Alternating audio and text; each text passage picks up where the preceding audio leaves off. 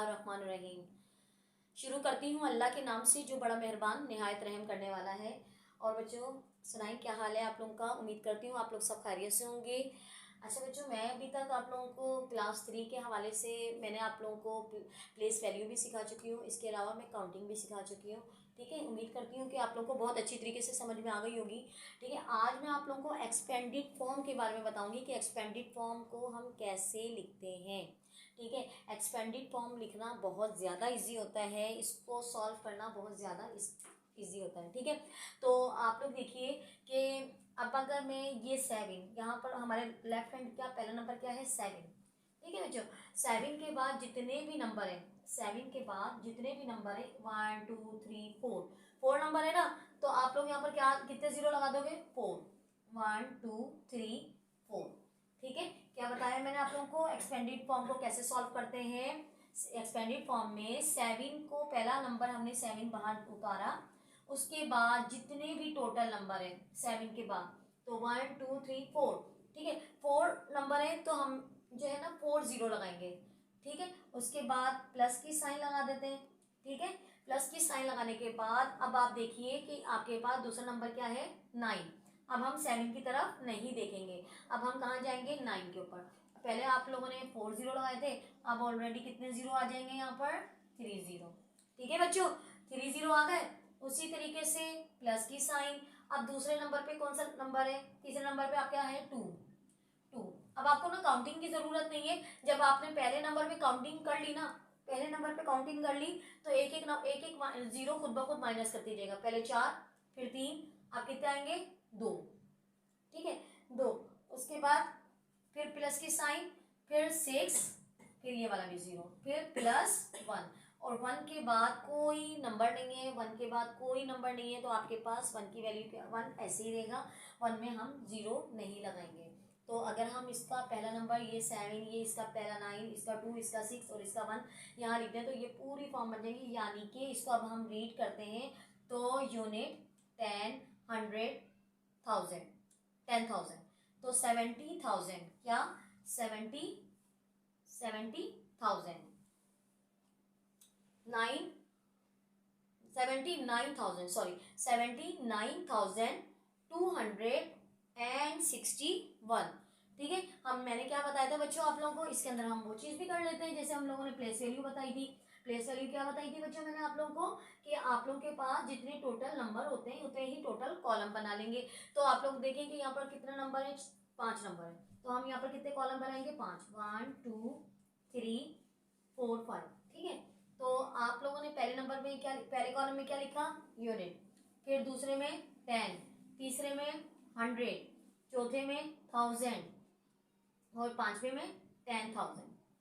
आप लोगों को मैंने क्या बताया था 1000 और 10,000 को मिला के पढ़ते हैं साथ, यूनिट और 10 को मिला के पढ़ते हैं साथ।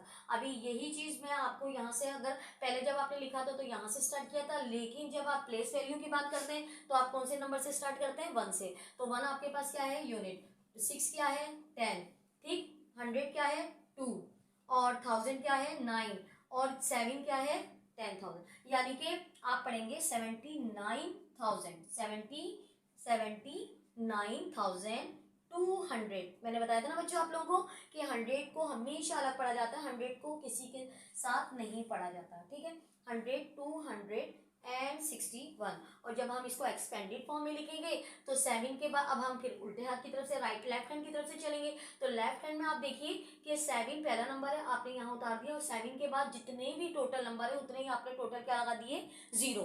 ठीक है, उसके बाद 7 की बारी खत्म हो गई, 7 ने अपना काम कर लिया। ठीक है, अब आपने क्या किया 9 को नीचे उतारा, 9 प्लस की साइन लगाई, अब आपने क्या किया 9 को उतारा। अब 9 के बाद आपके पास कितने बचे 3 जीरो आ गए। ठीक, 9 के बाद कितने टोटल नंबर रह गए बाकी 3। आपने बताया कि अभी 3 जीरो का मतलब है कि अभी 3 नंबर और बाकी हैं। ठीक है, उसके बाद आप लोगों ने ये 2 उतारा, जब आपने 9 को भी कर लिया तो फिर आपने 2 उतार दिया। 2 के बाद आपने 2 जीरो लगाए, इसका मतलब है कि अभी 2 नंबर मजीद और बाकी हैं। ठीक है, फिर 6 के बाद 1 जीरो, तो इसका मतलब है कि बस अब एक ही नंबर आएगा, 1 जीरो का मतलब अब एक ही नंबर रह गया, अब इसके बाद मजीद आप नहीं करें। देखो बच्चों, मैथ को ना हम ट्रिक से करते हैं, ज़रूरी नहीं है हमें रेक्टिफिकेशन करनी होती है। मैथ जो है ना, मैं जब अपने बचपन में मुझे भी मैथ बिल्कुल नहीं आया करता था, और मैं भी आप लोगों की तरह जो है ना बहुत कंफ्यूज रहती थी।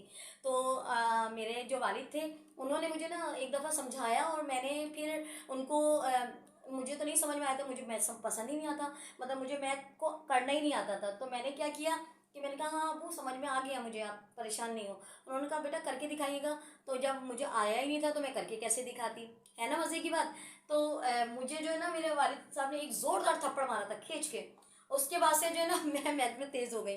तो नहीं, मैं नहीं चाहती कि मेरे बच्चे जो है ना अपने वालिद से थप्पड़ खाएं या वालिदा से, लेकिन मैं चाह रही हूँ कि जो बात मुझे समझ में आ गई ना, वो चीज़ आपकी भी समझ में आ गई। अब हम मज़े मज़े लेकर ना मैथ को समझने की कोशिश करते हैं कि ज़रूरी नहीं है हमें रेक्टिफिकेशन करनी है।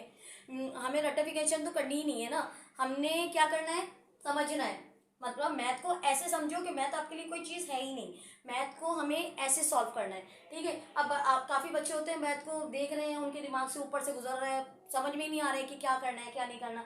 लेकिन क्या है कि अगर हम चीज़ को समझ लेंगे ना एक दफ़ा, मेरी आप यकीन करें, आप मेरी हर वीडियो को देखें, तो आप लोग अगर देखेंगे तो मुझे मैं आपको 100% कह रही हूँ कि आपको जो है कभी भी नाउम्मीदी नहीं होगी कि हमें कुछ समझ में नहीं आ रहा।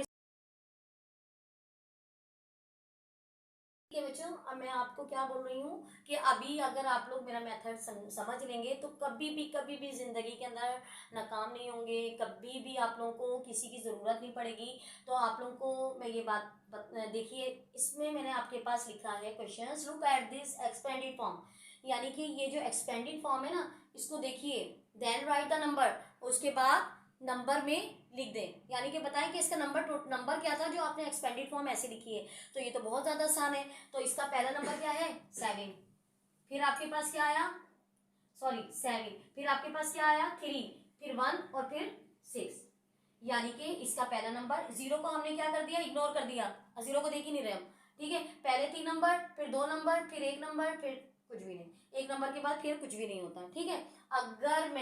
अगर मैं आप लोगों को एक बात बता रही हूँ कि कभी कभार ऐसा क्वेश्चन आ जाता है बच्चों, मैथ जो है ना, आप लोग कभी कभार मैथ वाले जो है ना आप लोग को इस तरीके से कह देते हैं, जैसे फॉर एग्जाम्पल ये तो आपने लिख दिया, ये आपका आंसर आ गया, बहुत अच्छा आंसर आया, ठीक है। अब मैं अगर आपसे कहूँ कि अगर मैं आपसे कहती हूँ यहाँ पर है 6 0, फॉर एग्जाम्पल 6 के बाद 1 2 3 4 5, ठीक है, फिर प्लस की साइन, फिर मैं आपको लिखती हूँ 5, ये 5 0 थे तो मैं आप यहाँ पर लिख देती हूँ 3 0, फॉर एग्जाम्पल बात कर रही हूँ मैं। कितने जीरो लिख दिए, पहले 5 थे, फिर 4 आने चाहिए थे, 4 की जगह पे मैंने कुछ भी नहीं लिखा, मैंने फौरन 3 0 लिख दिए। अब भाई 4 की भी तो जगह होनी चाहिए ना, जब 3 के बाद 4 आता है तो 3 तक आने से पहले एक नंबर हमारे पास हमने क्या मिस कर दिया है, 4 वाला। तो यानी कि उस जगह पे हमारे पास अगर यहाँ पर नंबर नहीं लिखा होगा तो हम क्या लगा देंगे वहां पर, 0, कि भाई आप लोगों ने यहाँ पर 6 के बाद एक 0 लगाना चाहिए था, जो आपने बिल्कुल नहीं लगाया। मैथ जो है ना, मैथ का ट्रिक मैंने आपसे क्या कहा कि मैथ की ट्रिक अगर आप आजमा लेंगे ना, बिल्कुल देख लेंगे कि आपको ये जी 100% आप लोगों को पता चल जाएगा कि भाई हम जो आंसर लिख रहे हैं वो ठीक है। मैंने आपसे कहा 5 0 के बाद 4 0 आने चाहिए, अब 4 0 नहीं आ रहे ना, तो 4 0 के बाद इन्होंने लिखे 3 0, फिर 2 के बाद 2 0, 3 0 के बाद फिर 1 0 और प्लस 6, ठीक है, फॉर एग्जाम्पल। तो मैंने यहाँ पर क्या चीज स्किप की है बच्चों, मैंने एक 5 0 के बाद 4 0 वाला नंबर नहीं लिखा ना। लुक एट, यहाँ पर आपके पास 6 के बाद 5 0 है, 5 0 के बाद तो 4 0 आने चाहिए थे, 4 0 तो मैंने लिखे ही नहीं और कोई नंबर भी नहीं लिखा। अगर ऐसी बात होती है जिसमें आप लोग नंबर नहीं होता और 4 0 की बजाय वो लोग 3 0 लिख देते हैं फॉर एग्जाम्पल, तो आप लोग क्या करेंगे, उस जगह पे क्या डालेंगे, 0 लिखेंगे। फॉर एग्जाम्पल यहाँ पर क्या है, 6 है ना, 6 के बाद जो 4 नंबर वाला जो नंबर था वो क्या बनता, 0 बनता है। अगर कोई नंबर हमने नहीं लिखा और स्किप कर दिया तो हमने उसके बदले हमने क्या लिखा, 0, 0 के बाद ये 5, ये 2, ये 1 और ये 6, यानी कि 60,000 605,000, इसको हम क्या पढ़ेंगे, 605,216। क्लियर हो गई बात। यानी कि अगर हम ऐसा नहीं करेंगे ना तो ये 16 नहीं बन सकता। जैसे फॉर एग्जाम्पल आपके पास 100 में टोटल नंबर कितने हैं, 3 नंबर है, और आपको कंफर्म है कि 100 में 3 ही नंबर होते हैं, 3 से ना कम ना 3 से ज्यादा। 10 के अंदर कितने नंबर होते हैं? 2 नंबर होते हैं, 2 नंबर से ना कम ना 2 से ज्यादा। तो 10 जो है वो कितने डिजिट से मिलके बनता है? 2 नंबर के डिजिट से मिलके बनता है यानी। और 100 3 डिजिट से, 1000 4 से। इसी तरीके से हम सीक्वेंस से आगे बढ़ते जाते हैं। और मैं फिर बता रही हूँ आप लोगों को कि अगर ये लोग 5 नंबर के बाद एक नंबर मिस कर दिया उन्होंने, और उन्होंने यहाँ पर 3 जीरो लगा दिए, अब हमें क्या बनता है कि हमें पूछना पड़ेगा कि ये बताइए कि मिस आपने यहाँ पर 4 जीरो लगाने थे, यहाँ पर 4 जीरो तो है ही नहीं। तो फिर हम क्या करेंगे, उस जगह पे क्या लगा देंगे? 4 जीरो के बजाय उस नंबर पे क्या आ गया? जीरो। उस जगह पे क्या किसने जगह ले ली? जीरो ने जगह ले ली, क्योंकि वो नंबर मिस था, यहाँ पर था ही नहीं। ठीक है, तो आप लोग हमेशा जब भी ये क्वेश्चन करने लगे ना एक्सपेंडेड फॉर्म की, तो एक्सपेंडेड फॉर्म में ना आप लोग पहले काउंटिंग देख, पहले आप नंबर वो देखा करें कितने जीरो हैं। देख लिया 5 है, उसके बाद 4 है, 3 है, 2 है, फिर 2 के बाद 1 है, और 1 के बाद कोई नहीं होता, 1 के बाद फिर नंबर ही होता है। ठीक है, अगर ऐसा नहीं है, अगर ऐसा नहीं है तो, और अब उन्होंने कोई नंबर मिस किया हुआ है, कहीं पर भी हो सकता है यहाँ पर 4 जीरो लगाए हो, आपके एक नंबर आगे मिस कर दिया हो, 4 की बजाय 3 जीरो नहीं लगाए हो, तो 3 जीरो वाले ऑप्शंस के अंदर आपने क्या लगाना है? जीरो लगाना है। तो बात क्लियर हो गई। अगर आपको कोई भी प्रॉब्लम्स होती है तो प्लीज़ आप मुझे कमेंट्स बॉक्स के अंदर पूछ सकते हैं कि मिस आप हमें ये बात बताइए कि ये बात आपने क्या चीज़ समझाई है। और उम्मीद करती हूँ आपको मेरी बात बहुत अच्छी तरीके से समझ आ गई होगी। ठीक है बच्चों, तो ये मैंने आपको तकरीबन आपको इसको एक्सपेंडेड फॉर्म को सॉल्व करना भी बताया, एक्सपेंडेड फॉर्म को करने का तरीका भी बताया, मेथड आप लोगों को इजी तरीके से आ गया होगा। और अगर आपको मेरा मेथड पसंद आता है तो प्लीज़ सब्सक्राइब करें।